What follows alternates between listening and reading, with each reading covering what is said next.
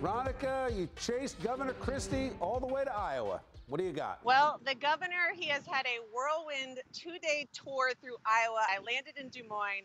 I got my rental car. I drove to Ames, then I drove back to West Des Moines, and then I got up this morning and I drove to Cedar Rapids. It has been very busy. It started with a speech on education at Iowa State University, a retail stop where the governor meets with people at a restaurant, shakes hands, takes pictures.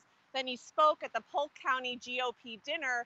And this morning he hosted one of his Tell It Like It Is town halls. So at the retail stop, we had a chance to ask the governor questions. And one thing that I've heard him say a few times lately is campaigns are about changing minds, in response to some of his low polling numbers. So he immediately sort of corrected me and he said, "Don't know. We'll see.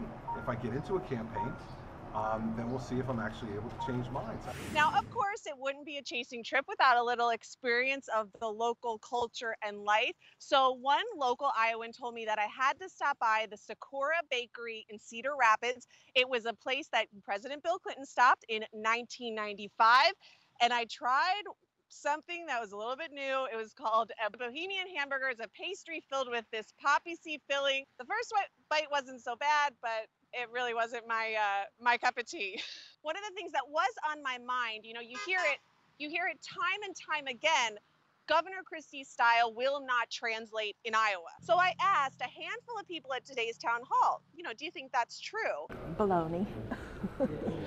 I do not agree with that. For me, the style doesn't bother me at all. He seems pretty down to earth to me, and I think we Iowans are pretty down to earth. You could tell they were really focused on substance. They were not worried about the style. I spoke with people who were registered independents. A registered Democrat was there, Republicans. They wanted to hear what he had to say about issues that were important to them. How was he feeling? I mean, is he coming off as this Jersey brashness, or is he relatable and acting a little bit more like the surroundings? The brashness comes out, I think, a lot in response to style. So maybe you see more of that brashness in New Jersey. I didn't really feel it here. What about the Democrat? How did he handle the Democrat at the town hall? That was great. I mean, she came in and she said, she's thinking about possibly voting for a different party because she feels frustrated with the education system that her children are in. And the governor was very funny. I only need you to be a Republican for 2 seconds. 2 seconds. Go into the voting booth, put your finger on the button. Once you got your finger on the button, you can even close your eyes if you want. Since you got deniability, right? Close your eyes, hit the button, hit the other button, walk out. It'll be our secret. He's obviously campaigning. That's always been a strong point for Governor Christie. He's a good human guy. He's actually sometimes hilarious.